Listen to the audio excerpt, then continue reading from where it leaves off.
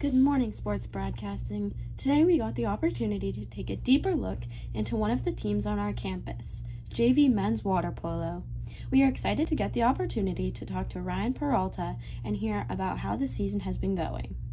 What has been your favorite thing that you have learned this season? Something that I learned this season, I learned a lot this season, but one thing that I learned in particular was how to throw the ball a lot harder and stronger, which helps improve my scoring percentage rate. So, what challenges has the team faced this season, and how have you guys overcome them? Something me and my team had to overcome this season was a lot of us are new, so we've never really played before.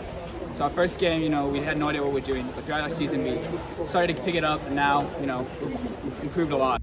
What is your team's pregame ritual or routine? One of our pregame rituals or routines, we usually go into the locker room and we play a pump-up song, which gets us going, go out at halftime, do some warm-ups, and then go back in the locker room and just get each other pumped up, by screaming as loud as we can. And then... Wow, this all sounds amazing, and I can't wait to attend more games next year. Thank you so much for joining us. This has been Peach and Mia signing off for Sports Broadcasting.